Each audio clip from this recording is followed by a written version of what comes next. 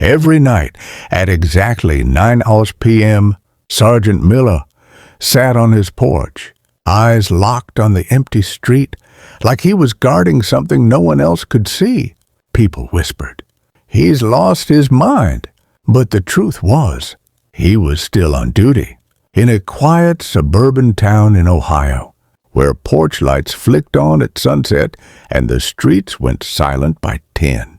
Sergeant Daniel Miller never missed a night, rain or shine, summer heat or winter frost.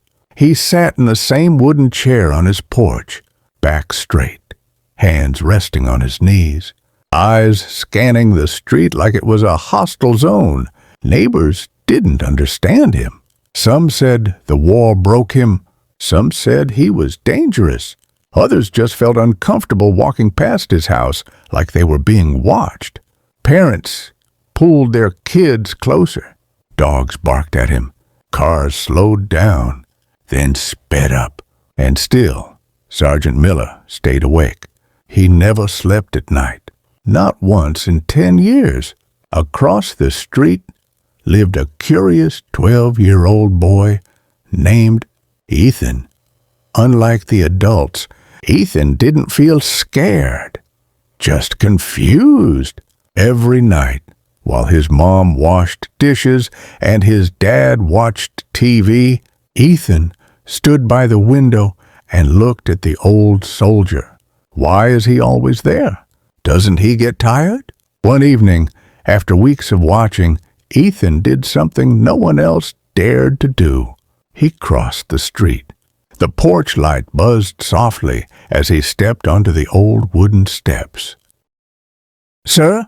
Ethan said nervously.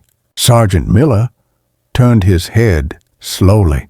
His eyes were tired, but sharp, not angry, not crazy.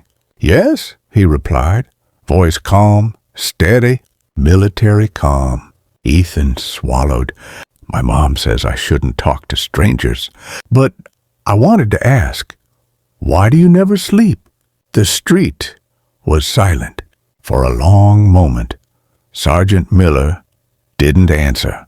Then he exhaled like he'd been holding his breath for years. "Sit," he said gently, pointing to the step.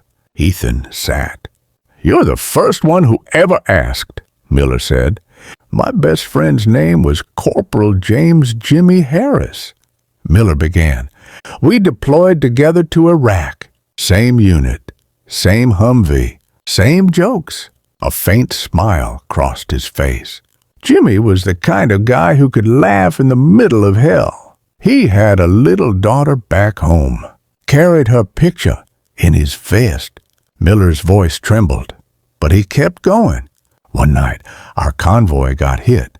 Everything went loud, confusing, smoke everywhere."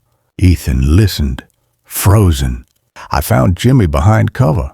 He was hurt bad, bleeding. He grabbed my sleeve and said," Miller's voice broke, "Miller, don't let them get me.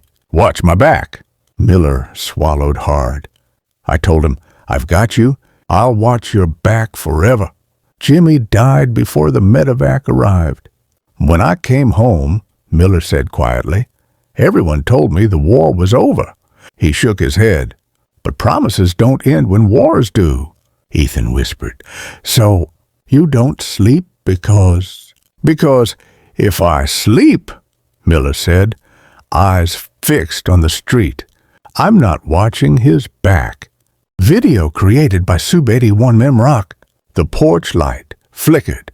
At night, it feels like Iraq again. Darkness, silence. That's when soldiers need each other the most. Ethan's eyes filled with tears. "But, sir, you've been home for years." Miller nodded. Jimmy never made it home.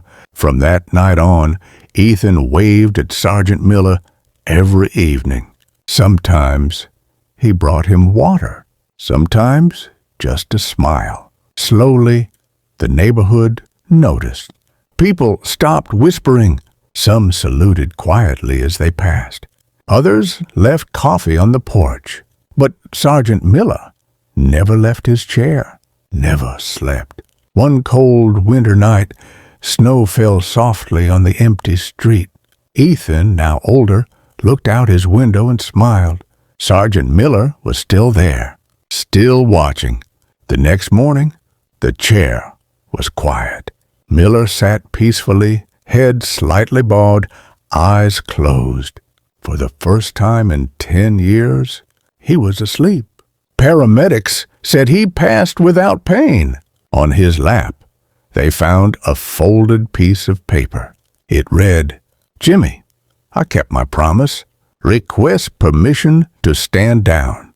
That night, the street felt different, calmer. Some say, somewhere beyond this world, two soldiers finally reunited.